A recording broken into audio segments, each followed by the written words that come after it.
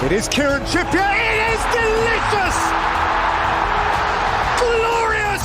Glorious! Walker in there too. Luke Shaw! Harry Kane wants it played into him. He chooses Grealish instead. It's Grealish! It's Kane! Nothing like this has happened for a long time. Here's the overhead kick from Kane! Palmer finds Watkins. Watkins turns! Watkins scores!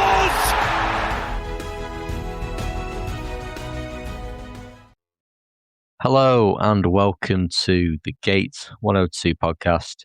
I hope I find you well. Thank you for tuning in to today's episode. Always appreciated. And it's great to have you with me today. Okay, so before I begin, a reminder, if you've not yet listened to my last episode, feel free to give that a listen. It's me talking about England's 4-0 win over Hungary in Budapest. A brilliant second half performance from Southgate's side in what was quite a hostile environment to play in, but it was a good win and 3 points closer towards qualification for the Qatar World Cup. Today, we move on to the next fixture, and this was another 4-0 win, as I'll be talking about the next game England played in that qualifying campaign, and this time it was against Andorra. So it was always going to be a very different game to Hungary.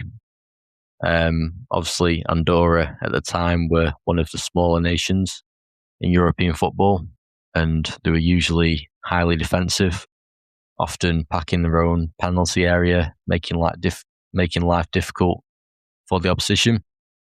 But Wembley is Wembley, and England fans were eager to see their side back in action at home, especially after the heartbreak in the summer, because this was the first encounter back at Wembley since the defeat to Italy.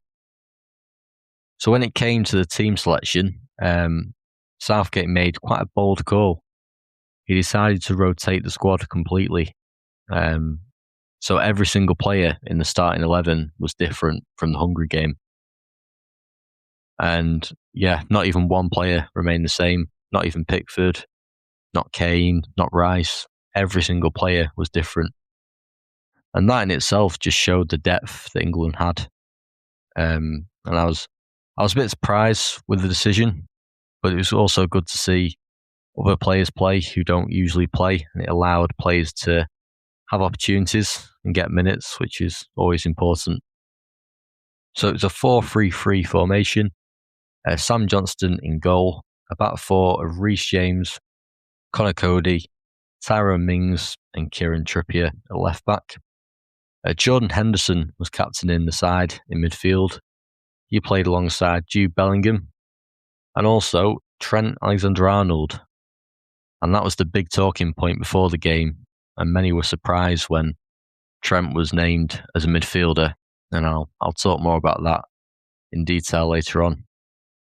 But finally, the front three were Jesse Lingard on the left, Bukayo Saka on the right, and a debut for Patrick Bamford, who started up front. So it was a big night for him. So the game sort of went as you would expect, really. England dominated possession, and Andorra was sitting very deep in the low block, a 5-4-1 system. They were trying to limit the opportunities for England. But England got the breakthrough in the 18th minute of the game. And Jesse Lingard was the goal scorer, converting from a nice cross from Saka. And yeah, Lingard just calmly slotted the ball into the corner of the net. And just like that, England were ahead. And it was Lingard's first England goal in over 3 years, which made it even more special. And nice for England to get that goal, because I always think fans can get frustrated if you don't score early on when you're playing a team such as Andorra's quality. If you don't score early on, you do get fans getting agitated. So the fact that England scored within the opening 20 minutes was really good to see. In games like this, it's not about if England win, but it's about how many goals can we score. And clearly fans expected us to be scoring multiple goals, but that's not always easy, especially when you're playing against such a disciplined and resolute defence who have almost no desire to attack, and they'll just happily sit really deep. It can be difficult to break them down. And Lingard scored in the 18th minute, but it took until the 70th minute until England got their second goal. So they went an entire 50 minutes without scoring, which just shows how hard it is to score against these teams at times. But England did get the second, 20 minutes to go, and this goal was a penalty and was scored by substitute Harry Kane, who converted from 12 yards out after Mason Mount was fouled in the box. I mean, it's not often Kane doesn't start for England, but good to see, coming off the bench, even though he doesn't start the game, still manages to score. And that goal made it 40 international goals for the England captain, which was a great achievement. And yeah, just doing what he does best from the spot to make it 2-0. And 6 minutes after that penalty, Jesse Lingard added his second of the game to make it 3-0, curling a fantastic shot past the goalkeeper and just outside the box. A lovely finish with his right foot. And this was great for Lingard because he only just missed out on the squad for the European Championships that summer. He was actually named as a standby for the team. And there was probably people questioning whether he would wear the shirt again, whether that was the end of him. But he was back in the squad straight away after the tournament and was really making a name for himself in this game.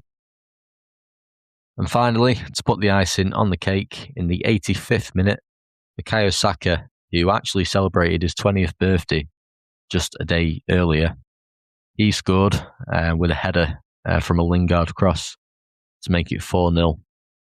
And a lovely moment for Saka, and it was so nice to see him smiling, especially after what happened in his previous game at Wembley, obviously missing the penalty.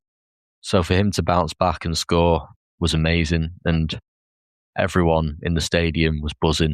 It was so lovely to see Saka, Southgate and the entire England team just so happy and beaming with smiling, unbelievable. And that goal was such a great moment. A lovely birthday present as well.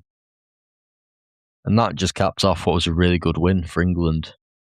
I mean, some might say 4-0 win against Andorra is what you'd expect, but football is not always easy. And as we saw in recent games in the modern times against Andorra, we only won those games 1 and 2-0. So it can be difficult at times. So a 4-0 win is a fantastic result, especially against a team who really try and frustrate the hell out of you and sit really deep. So to win 4-0 against them is decent. So a few things really stood out for me in this game. I already mentioned, obviously, Lingard's performance, which was really encouraging to see.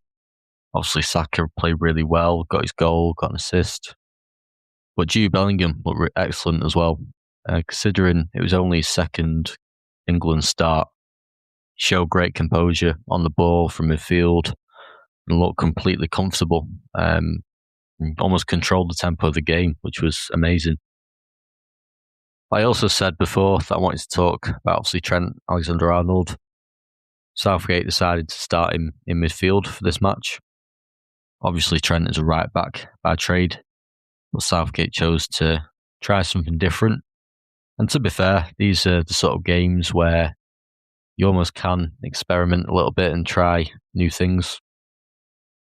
And there were definitely glimpses of Trent's quality on the ball at times in this match, but overall he struggled to really impose himself on the game. But one thing I remember quite clearly is that he kept drifting over to right back position, almost occupying the same space that Reece James was in. And you can understand why it's a more natural position for him, but it did mean that he wasn't always as involved in centre midfield as Southgate might have hoped. But in the end, it probably wasn't quite the performance that either Trent or Gareth would have particularly wanted. But interestingly, it wasn't the last time Trent would be used in midfield for England. Obviously, I'll talk a bit more about that later on in a few episodes' time. But when we eventually get to Malta away, which is when Trent next played in midfield, although that's quite a while away. What it did show, though, was that Southgate clearly wanted to find a way to utilise Trent in the team, and he clearly rated his technical ability and what he could offer on the ball. And Southgate thought, let's see if he can do that in midfield.